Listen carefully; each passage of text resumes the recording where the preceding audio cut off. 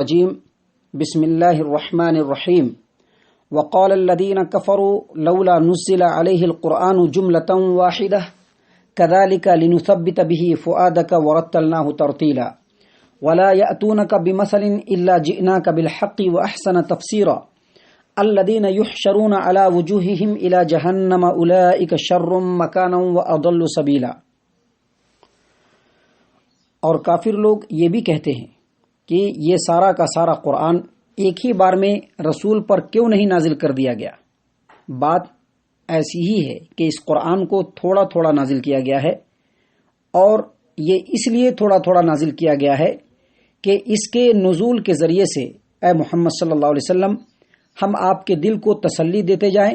آپ کی ڈھارس بندھاتے جائیں، اور اس لیے بھی تھوڑا تھوڑا نازل ہوا ہے کہ ہم آپ کو ایک خاص ترتیب اور وقفوں کے ساتھ پڑھ کر سناتے جائیں، اور اس لیے بھی تھوڑا تھوڑا نازل ہوا ہے کہ جب بھی یہ کافر لوگ آپ کے پاس کوئی مثال یا اعتراض لے کر کے آئیں تو اس کا ٹھیک ٹھیک اور برجستہ جواب اور بہترین توجیہ اور تفسیر ہم آپ کو بتا دیں۔ ایسے لوگ ہیں یہ لوگ جو اوندھے منہ جہنم کی طرف لائے جائیں گے، اور ان کا ٹھکانہ بہت ہی برا ہے، اور یہی سب سے زیادہ گمراہ ہے۔ محترم سامعین کرام، یہ سورۃ الفرقان ہے، اور سورۃ الفرقان سے ترتیب کے ساتھ ابھی آپ کے سامنے آیت نمبر 32، آیت نمبر 33 اور آیت نمبر 34، یہ 3 آیات آپ کے سامنے پیش کی گئی ہیں، تلاوت کیا گیا ہے اور اس کا ترجمہ آپ کے سامنے پیش کیا گیا ہے۔ سامعین کرام، ان 3 آیات کے اندر بھی اللہ تبارک و تعالی نے کفار و مشرکین، کفار مکہ کے اعتراضات کو بیان کیا ہے، اس میں سے ایک اعتراض کو بیان کیا ہے اور اس کا بھرپور جواب دیا ہے۔ ان 3 آیات کے اندر اللہ تبارک و تعالی نے مشرکین مکہ کے ایک اعتراض کو بیان کیا ہے اور اس کا بھرپور جواب بھی دیا ہے۔ اللہ تبارک و تعالی نے بیان فرمایا، وقال الذین کفروا لولا نزل علیہ القرآن جملۃ واحدہ، اور کافر لوگ یہ بھی اعتراض کرتے ہیں کہ یہ سارا کا سارا قرآن ایک ہی بار رسول اکرم صلی اللہ علیہ وسلم پر کیوں نہیں نازل کر دیا گیا۔ مطلب اعتراض کے تو الفاظ یہ ہیں کہ قرآن کریم کو ایک ہی بار نازل کر دینا چاہیے، کیونکہ اللہ تبارک و تعالیٰ تو عالم الغیب ہے، اللہ تبارک و تعالیٰ تو آنے والے تمام چیزوں کو جانتا ہے، اور جیسا کہ آپ کو معلوم ہے کہ یہ قرآن کریم لیلۃ القدر میں ایک ہی مرتبہ لوح محفوظ سے آسمان دنیا پر نازل کر دیا گیا، اور پھر یہاں سے تھوڑے تھوڑے وقفے کے بعد موقع اور مناسبت سے، ضرورت اور حالات کے لحاظ سے اللہ تبارک و تعالیٰ نے تھوڑا تھوڑا قرآن کریم محمد صلی اللہ علیہ وسلم پر جبرائیل امین علیہ الصلوۃ والسلام کے ذریعے سے نازل کیا۔ تو ان لوگوں کا اعتراض یہ ہے کہ اللہ تبارک و تعالیٰ کو تو آنے والے حالات کا پہلے سے علم ہے۔ اگر قرآن کریم اللہ تبارک و تعالیٰ کی طرف سے نازل کیا ہوا ہوتا تو ایک ہی بار نازل ہو جاتا، کیونکہ اللہ کو آنے والے تمام حالات کا یکساں علم ہے۔ لیکن چونکہ یہ قرآن کریم ایک ہی بار نازل نہیں ہوا ہے، تھوڑا تھوڑا کر کے محمد صلی اللہ علیہ وسلم پر نازل ہو رہا ہے، اس کا مطلب یہ ہے کہ یہ اللہ کی طرف سے نازل کیا ہوا نہیں ہے، بلکہ جیسے جیسے حالات کا رخ ہوتا ہے، جیسے جیسے رخ اختیار کرتا ہے حالات، اسی طرح سے محمد صلی اللہ علیہ وسلم ان آیات کو اپنی طرف سے لکھ کر کے، بنا کر کے لوگوں کے سامنے پیش کرتے ہیں۔ گویا یہ ان کا اعتراض ہے کہ محمد صلی اللہ علیہ وسلم نے حالات کے مطابق یہ جو قرآن ہے جس کو لوگوں کے سامنے پیش کر رہے ہیں، اس کو خود سے گھڑتے ہیں، خود سے بناتے ہیں، خود سے لکھتے ہیں، اور پھر اس کے بعد لوگوں کے سامنے پیش کرتے ہیں۔ اس کا مطلب ہے کہ یہ اللہ کا کلام نہیں، بلکہ نبی صلی اللہ علیہ وسلم نے خود اس کی تصنیف کی ہے، خود اس کی تالیف کی ہے، خود اس کو گھڑا ہے۔ اگر یہ اللہ کا کلام ہوتا تو ایک ہی بار نازل ہو جاتا، کیونکہ اللہ تبارک و تعالیٰ کو آنے والے تمام حالات کا بخوبی اندازہ ہے، علم ہے اللہ تبارک و تعالیٰ کو۔ یہ اعتراض کر کے یہ لوگ گویا اللہ تبارک و تعالیٰ کا بھی انکار کرنے والے تھے، رسول اکرم صلی اللہ علیہ وسلم کا بھی انکار کر رہے تھے، اور قرآن کریم کا بھی انکار کر رہے تھے۔ کفار و مشرکین جو مکہ کے تھے، یہ اعتراض انہوں نے کئی بار کیا، اور قرآن کریم میں اس اعتراض کو اللہ تبارک و تعالیٰ نے مختلف مقامات پہ ذکر بھی کیا ہے، اور اس کے اعتراض کا بھی جواب دیا ہے۔ یہاں پر اس مقام پہ یہ قرآن کریم بتدریج تھوڑا تھوڑا جو کر کے نازل ہوا، یہ کیوں نازل ہوا، اس کے 3 فوائد بتلائے گئے ہیں، اور 3 طرح سے اس کا جواب دیا گیا ہے۔ سب سے پہلا جواب اللہ تبارک و تعالیٰ یہ دے رہے ہیں کہ نبی کی دعوت جو ہوتی ہے، اس دعوت کے اوپر اس معاشرے کے اندر حق و باطل کے درمیان ایک جنگ شروع ہو جاتی ہے، اور جس طرح باطل ہجوم کر کے حق کے اوپر ایک دم ٹوٹ پڑتے ہیں اور حق کو دبانے کی کوشش میں لگ جاتے ہیں، سرگرداں ہو جاتے ہیں، تو یہ معرکہ کوئی 1 یا 2 دن کا قصہ نہیں ہوتا، بلکہ نبی کی پوری زندگی کے اوپر محیط ہوتا ہے۔ اور جب بھی حالات مسلمانوں کے لیے حوصلہ شکن ہوتے ہیں، مسلمانوں کے لیے پریشان کن ہوتے ہیں، تو ان کی تسلی دینے کے لیے، محمد صلی اللہ علیہ وسلم کے دل کو تسلی دینے کے لیے، ان کی ڈھارس بندھانے کے لیے اللہ تبارک و تعالیٰ تھوڑے تھوڑے آیات کو قرآن کریم کے نازل کرتا ہے، کیونکہ اس وقت ان کے دل کو تسلی دینے کی اہم ضرورت ہوتی ہے، ان کے دل کو ڈھارس بندھانے کی ضرورت پیش آتی ہے۔ تو مسلمانوں کے دل کی اور محمد صلی اللہ علیہ وسلم کے دل کی تسلی کے لیے، ان کے دل کو مضبوط کرنے کے لیے، ان کی حوصلہ افزائی کے لیے اللہ تبارک و تعالیٰ تھوڑے قرآن کو نازل کرتا ہے۔ اگر کوئی آدمی تکلیف میں مبتلا ہو 4 روز کے بعد، اور اس کے 1 مہینہ پہلے ہی اس کی تسلی کر دی جائے، اس کو تسلی دے دیا جائے، اس کی حوصلہ افزائی کر دیا جائے، یا ایک ہی بار پورے زندگی کی حوصلہ افزائی کر دیا جائے، تو یہ کچھ بھی فائدہ نہیں دے سکتی۔ فائدہ تو اس وقت ہوتا ہے کہ جب تکلیف ہو، جب مصیبت آئے، جب حوصلہ شکنی ہو، جب دل ٹوٹے، جب انسان نا امیدی میں مبتلا ہو، تو اس وقت حوصلہ افزائی کی جائے تو دراصل یہ فائدہ مند ہوتا ہے۔ اسی لیے جب بھی اس دعوت کے میدان میں، جب بھی اس دعوت کے سفر میں محمد صلی اللہ علیہ وسلم یا مسلمانوں کی حوصلہ شکنی ہوئی، جب بھی ان کے اوپر مصیبت آیا، جب بھی ان کو تکلیفوں کا سامنا کرنا پڑا، اللہ نے قرآن کریم کے چند آیات کو نازل کیا تاکہ ان کے دل کو مضبوط کیا جائے، ان کے دل کو تسلی دیا جائے، ان کو ڈھارس بندھایا جائے۔ اس لیے اللہ تبارک و تعالیٰ تھوڑا کر کے قرآن کریم کو نازل فرماتا ہے۔ اور اس کے بعد دوسرا جواب دیا گیا ہے کہ وَرَتَّلْنَاهُ تَرْتِيلًا، کہ ہم آپ کو ایک خاص ترتیب اور وقفوں کے ساتھ پڑھ کر کے سناتے جائیں، اسی لیے تھوڑا قرآن نازل ہوتا ہے۔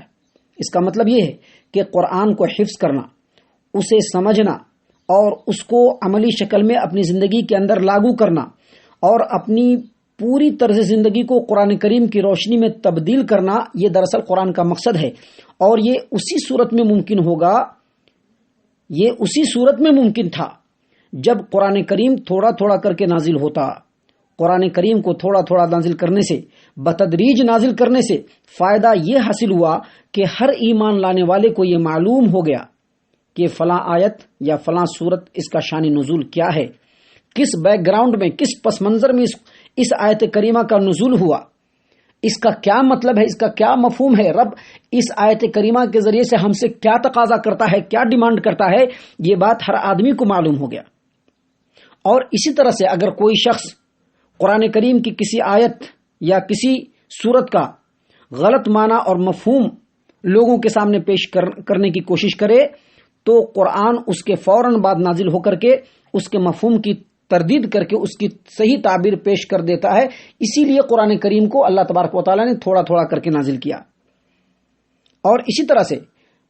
معاشرے اور سماج کے اندر بے شمار برائیاں ہیں، مثلا شراب نوشی ہے، لوٹ مار ہے، قتل و غارت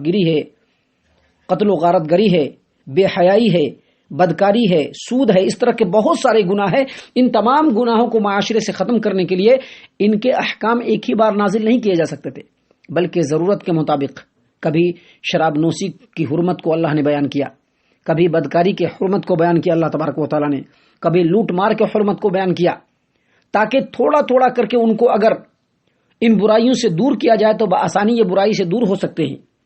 اگر ایک ہی بار میں سارے احکام نازل کر دیے جاتے تو اس پر عمل کرنا بہت مشکل ہو جاتا، اور لوگ سرے سے نبی اکرم صلی اللہ علیہ وسلم پر ایمان لانے کے بجائے ان کی اطاعت کرنے سے ہی پیچھے ہٹ جاتے۔ اسی لیے اللہ تبارک و تعالیٰ نے تھوڑا کر کے نازل کیا، اور اسی بات کو اللہ نے فرمایا وَرَتَّلْنَاهُ تَرْتِيلًا، ہم آپ کو ایک خاص ترتیب اور وقفوں کے ساتھ پڑھ کر کے سناتے ہیں۔ اور تیسری وجہ اللہ نے یہ بتلائی کہ وَلَا يَأْتُونَكَ بِمَثَلٍ إِلَّا جِئْنَاكَ بِالْحَقِّ وَأَحْسَنَ تَفْسِيرًا، اور اس لیے بھی قرآن کریم کو تھوڑا نازل کیا گیا کہ جب بھی یہ کافر آپ کے پاس کوئی مثال یا کوئی اعتراض لے کر کے آئیں تو اس کا ٹھیک اور برجستہ جواب دیا جائے، اور اس کی بہترین تفسیر ہم آپ کو بتلا دیں۔ یعنی یہ کافر لوگ جس قسم کے آپ پر اعتراض کرتے ہیں یا آپ سے مطالبات اور ڈیمانڈ کرتے ہیں، ہم ساتھ ساتھ ان کے اعتراضات کے واضح اور مدلل جواب بھی دیتے جائیں۔ اصل وجہ یہ ہے، یہ کوئی تک نہیں ہے کہ اعتراض کوئی کرنے والا بعد میں اعتراض کرے اور اس کا جواب پہلے ہی دے دیا جائے۔ اگر ایک ہی بار قرآن کریم کو نازل کر دیا جاتا تو یہ لوگ بعد میں اعتراض کرتے تو کیا ان کا جواب دیا جاتا؟ اسی لیے جیسا جیسا انہوں نے اعتراض کیا، اللہ تبارک و تعالیٰ نے ویسا ویسا ان کے اعتراضات کا، ان کے مطالبات کا واضح اور مدلل جواب دیا۔ اسی مصلحت کو پیش نظر رکھتے ہوئے اللہ تبارک و تعالیٰ نے قرآن کریم کو تھوڑا تھوڑا نازل کیا۔ اس کے بعد اللہ تبارک و تعالیٰ نے ایسے لوگوں کو جو صرف اور صرف اعتراض کرنا جانتے ہیں، محمد صلی اللہ علیہ وسلم کی باتوں کے اوپر کان نہیں دھرتے، اس کے اوپر غور و فکر نہیں کرتے اور ایمان لانا نہیں چاہتے، اپنے نفسانی زندگی میں پڑے رہنا چاہتے ہیں، ایسے تمام لوگوں کو اللہ تبارک و تعالیٰ نے، اور خاص طور سے مکہ کے مشرکین کو اللہ تبارک و تعالیٰ نے مخاطب کرتے ہوئے کہا، الذین یحشرون علی وجوہہم الی جہنم اولئک شر مکانا واضل سبیلا۔ یہی وہ لوگ ہیں